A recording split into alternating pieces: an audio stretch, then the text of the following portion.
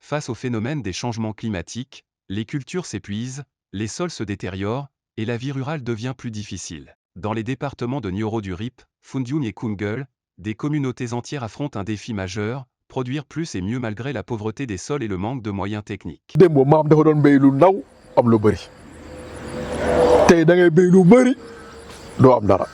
C'est dans cet environnement défavorable que des producteurs, des organisations de producteurs et des acteurs de développement se sont réunis avec l'appui de partenaires pour réfléchir et trouver des solutions durables liées entre autres à la fertilité des sols, à la disponibilité des intrants, à un accompagnement technique pouvant aboutir à l'augmentation de la production et de la productivité des filières agricoles. L'accompagnement de ces producteurs par l'État du Sénégal à travers le Fonds national de développement agro-silvo-pastoral, FNDASP, a donné naissance au projet d'amélioration de la production et de la productivité des cultures oléagineuses, arachides et sésame, et céréalières, maïs, mil, sorgho, dans les départements de Foundiougne, Nioro du Rip et Koungheul, communément appelé Gungembei Grande Culture. Le projet Gungembei, financé par l'Union européenne à travers Enabel et mis en œuvre par le Fonds national de développement agro-silvo-pastoral, FNDASP et le consortium Eclosio Résopo Symbiose pour accompagner les producteurs à améliorer la productivité, la qualité et la durabilité des filières mil, sorgho, maïs, arachides et sésame, sur 2 campagnes agricoles 2024 à 2026.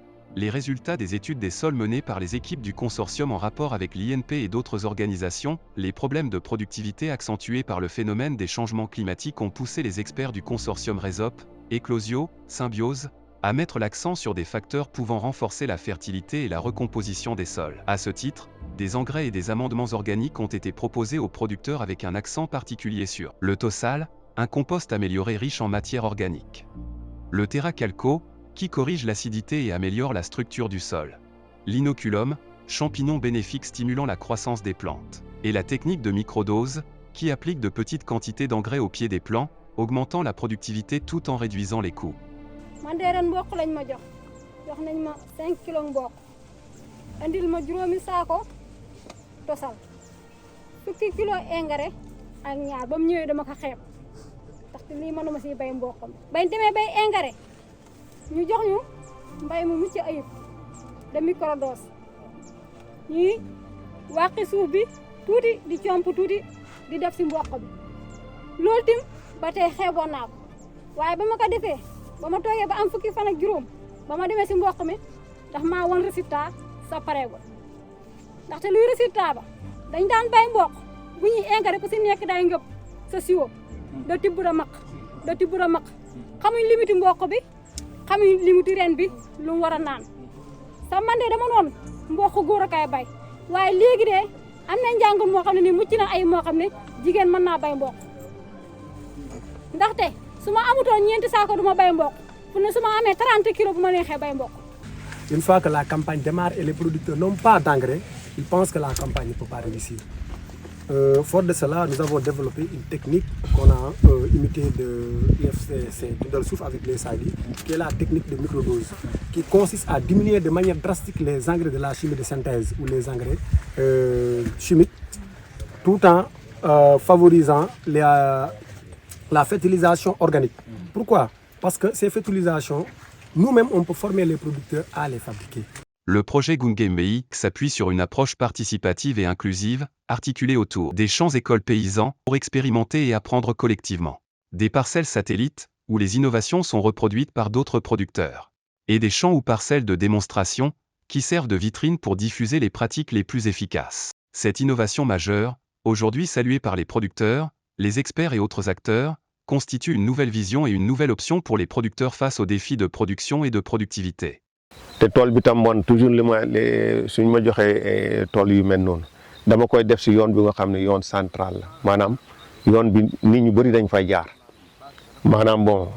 bu ñuy traversé di xool baykat moom su gisee gàncax gu rafet il faut mu taxaw xool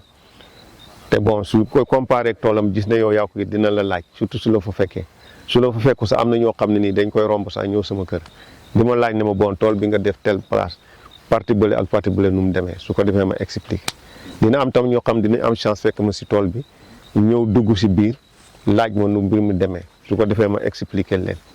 waaw loolu tam dafay tax ñoom ñu mën a jël affaire bi de telle sorte que bu nekkee ne da nga koy lawal da ngay am si yan kii ngay sukkandiku. mais heure bu nekk nit ñi dañ ñëw fii di laajte yéen si lu ngeen nekk yéen li ngeen def lii lan la tableau yii mais bu leen expliqué rek da ngay xam ne ñii li nga leen di expliqué xamuñ ko woon da ngay gis dañuy daw vers ñëw. di laaj ñun nu ñu def ba bokk si. Tosal bi sax li tax moom programme am bi gën a tee kii non seulement pour année ren bi mais déwén sax laay gën a jàppandal parce que déwénee soo bayee fi nga def Tosal seul bi nga bay ko beneen gàncax da ngay gis ne dafay am effet.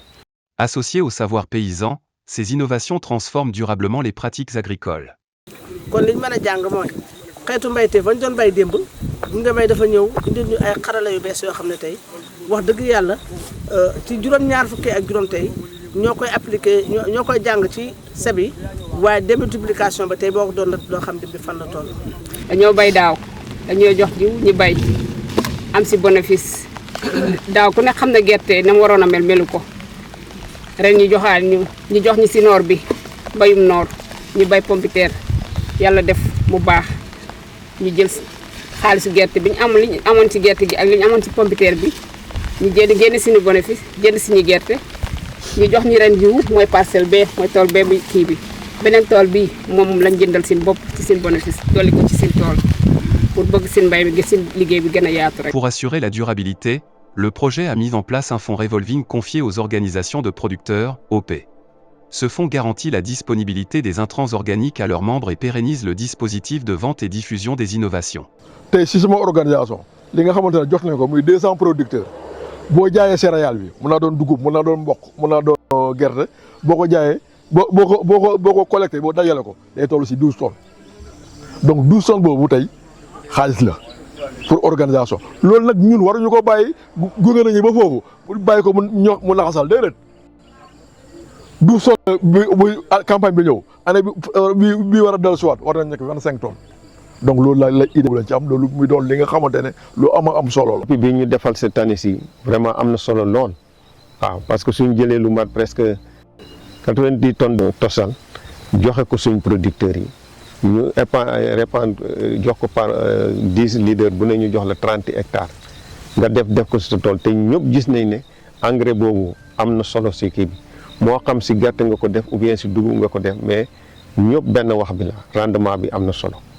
loolu dafa nekk kii bi nga xam ne nii début de solution la pour ñu mën a vulgariser Tosal bi waaw parce que loolu moom xam nan lañ ko xalaatee mais am na solo trop. te si li ci am solo mooy Gunge Mbay ñëw avec crédit revenu bi mu yokk mais quantité bi nga xamante ni yokk na ko ci matière organique bi ak terra calco bi nit ñi def benn boomerang ci coopérative bi ba tey suñu chiffre d'affaires tey leer na ma 2025 suñ ko defee presque dinañ équivaut ak li ñu daan am ay 2019 parce que gis nañ ni maintenant nit ñi engrais organique bi leen gën a bëgg que engrais chimique bi. waaw projet bi wax dëgg yàlla doxalin suñ commune lu ñu rafetlu la ndax collaboration bi am na. Ida Gadiaga rek exemple la ci defe naa ne ñeenti xeeti jiwu gerte lañ fa yóbbu fa jiwu mboq yóbbu fa jiwu suna ba pare formé leen ci benn. engrais boo xam ne wutuwuñ ko fenn foofu lañ ko jëlee defar ko te loolu moom li ma ci gën a neex mooy bu ëllëgee buñ gisul Gunge Mbay it loolu moom dugg na ba pare. L'appréciation positive c'est que on suit ça de très près et on est impliqué aussi donc par rapport à tout ce qui se fait donc que ça soit le consortium les organisations même sur le terrain on descend avec eux. On participe avec eux, vraiment on suit avec eux. Les producteurs eux-mêmes nous donnent de bons témoignages quand nous faisons régulièrement nos missions de suivi. L'appropriation aussi des pratiques, des bonnes pratiques que le projet a introduit. L'autre point essentiel, c'est la franche collaboration qu'il y a entre le consortium et les services techniques. Quand je dis service technique, c'est sous l'autorité aussi du préfet de département et des sous-préfets. Vraiment, il y a une très bonne et franche collaboration. Gunge Mbay et avec les organisations communautaires de base. C'est un échantillonnage qu'il a fait. Alors ce qu'il faudra faire, c'est surtout, le défi, c'est la démultiplication des acquis et des connaissances pour les autres producteurs, pour les autres membres des organisations. Là, c'est un défi. Si on forme 3 ou 4 ou 5 personnes, mais ces personnes-là doivent pouvoir vraiment démultiplier ces connaissances-là pour mettre à l'échelle au moins ces acquis-là pour toucher le maximum de producteurs. Ça, c'est un défi. Et pour cela, j'ai dit qu'il faudra impliquer davantage les services qui sont là à la base, qui sont toujours avec les producteurs, pour que même après le départ du projet, que ces services-là puissent continuer à véhiculer ces bonnes pratiques-là. Le projet Gunge Mbei, c'est aussi l'envoi d'informations climatiques aux producteurs pour leur permettre de prévoir les activités agricoles en fonction de la prévision météorologique. Ouais, information climatique bi am na njëriñ trop dañuy jot message yi bon dañuy jokkoo ak ANACIM tout en tout cas daal jaww ji lu mu war a wax ci nawet bi bon danañ ko jot soit ci message soit ñu jox ko ANACIM def ko ci kii bi quoi su ko defee là. Bu boobaa di nga xam naka ngay jànkuwanteeg sa kii bu la wóoree ne jox nañ prévision nawet bi ne ren nawet bi dafay yéex a démarrer su boobaa da ngay producteur bi na waajal boppam. Des formations en technique de conservation et de stockage ont permis aux producteurs de protéger et de conserver à long terme leurs récoltes. bu ñu bayee ba pare daan nañ am problème ci denc bi ndekete niñ doon dencee technique bi moo baaxul woon ak Gunge Mbay formé nañ ci producteurs yi bu fi mu toll nii boo tàmbalee récolter ca tool yi rek ngay tàmbali di saytu sa production ba moytu yenn yàq yi boo yegsee ba ci denc bi it magasin bi man nii rek ci at yee ci ginnaaw bay naa gerte ba pare denc ko tukki yàgg bi muy ñëw fekk lu bari saxe waaw mais ak Gunge Mbay loolu dootuma dalati waaw kon gis nañ njariñ li bu baax tàmbalee ci ni naka la ñuy bayee ak naka la ñuy dencee li ñuy am yooyu yëpp wax dëgg yàlla ak projet bi yokk na ci suñ xam-xam bu baax. Au-delà des bonnes relations et de l'accompagnement de toutes les autorités, le rôle du dispositif technique mis en place par le projet est à saluer car derrière chaque champ productif, derrière chaque innovation réussie, il y a des hommes et des femmes constitués de chefs de projet, de superviseurs, d'animateurs, de producteurs relais, de producteurs satellites dont la mission est d'échanger et former les producteurs dans les champs-écoles, de suivre l'évolution des parcelles, de collecter et faire remonter toutes les données statistiques du projet, de vulgariser les bonnes pratiques agricoles. La proximité de l'équipe technique avec les communautés fait d'elle des acteurs clés de la transformation agricole. Les autres facteurs techniques de succès et de réussite sont adoption des engrais organiques au détriment des engrais chimiques, succès du microdosage, réduisant les quantités nécessaires tout en augmentant la production, implication active des producteurs, prenant en compte leurs connaissances locales, renforcement de l'acquisition et disponibilité des intrants organiques, avec des formations sur le bokashi, étude comparative du coût de production entre innovation et pratiques paysannes, diffusion d'infos climatiques et conseils agricoles pour la résilience, mise à disposition de kits testeurs de sol, en partenariat avec INP et ISRA. L'exploitation des données de recensement pour les deux campagnes, 2024-2026, donne les résultats suivants. 372 champs-écoles parcelles de démonstration installées à Fundiugne, à Nioro et à Kungel. 10 050 producteurs accompagnés. 16 sessions de formation, 27 OP accompagnés, des visites d'échange, des participations aux foires. Alhamdulillah rabbil alamin. Ab doom aadama bu yokkoo dafa war a sant borom bi te gis naa ne yokk nañ Gunge Mbay indil ñu xéwal goo xam ne su fekkee ñu toog nañ ci daje ba ñibbi te waxuñ ci gorewuñ nit ki bu la joxee loo xam ne yow mosoo koy am boo dajeek nit ñi da nga ko war a wax nit ñi xamal leen ne defal nañ ma teraanga moo gën nga xaar ba nit ki jógee fi nga doon di ko wax Gunge Mbay indil nañ ñu produit boo xam ne ñun gis nañ ci yokkute man de gis naa ci yokkute parcelles yi ñu joxe fii jox nañ ma ko. boo demee sa tool ba li nga xam ne man maa ko moomal sama bopp ma ji ko def fa engrais bi ak ñoom liñ ma jox ak produit bi ñu ma jox ma utiliser ko si tool ba boobu moo ëpp rendement man bi ma defal sama bopp. Le champ école paysan c'est un espace d'apprentissage,